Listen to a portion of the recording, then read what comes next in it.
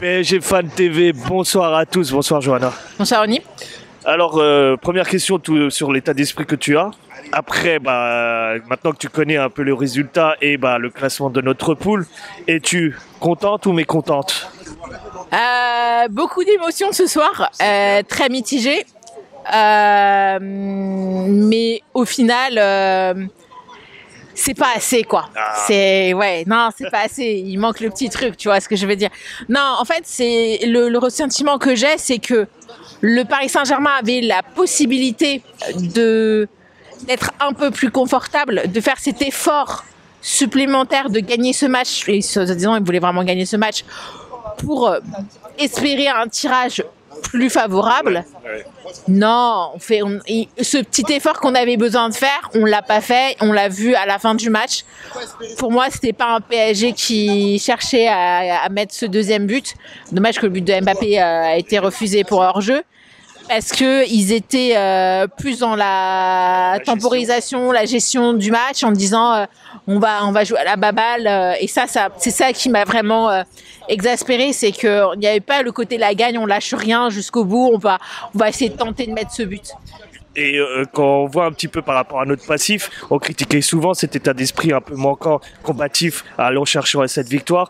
Tu le dis si bien, en fin de cette seconde mi-temps, vers les 6-7 dernières minutes du match, on n'a pas vu un PSG conquérant voulant chercher cette victoire. Est-ce que ça, tu y refères ou tu te repères à eux par rapport à cet état d'esprit? Non, même entre nous, on s'est dit, c'est pas possible à quelqu'un qui aurait dû communiquer le score. C'est ce qu'on s'est dit à table. Et je trouve que c'est pas respectueux envers les supporters qui ont fait le chemin jusqu'à Dortmund, qui auraient préféré une victoire qu'un match nul. Oui, on n'était pas fichu de gagner ce match. Heureusement qu'on l'a pas perdu. Mais heureusement que Milan a gagné 2-1.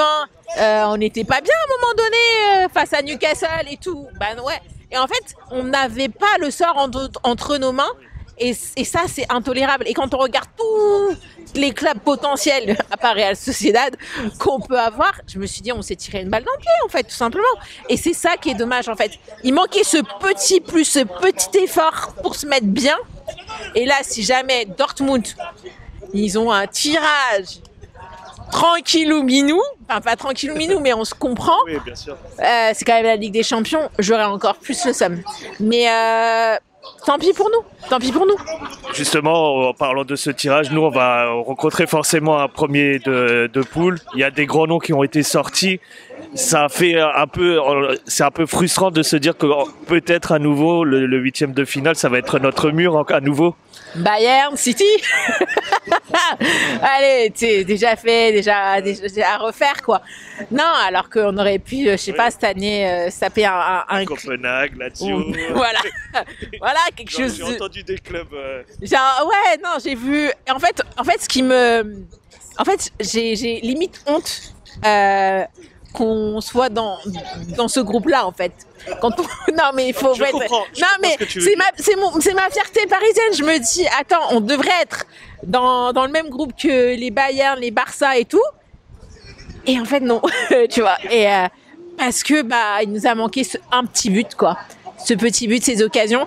Je pense que le Paris Saint-Germain dans le match s'est réveillé un petit peu trop tardivement et ils n'ont pas saisi ce que le message des supporters essaie de leur faire passer depuis ces derniers jours. C'est une finale en fait. Là, tu es au pied du mur. Il faut vraiment que tu fasses tout en fait.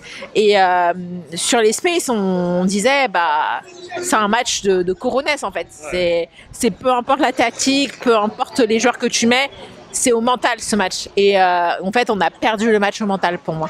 Je te remercie, Johanna. De rien.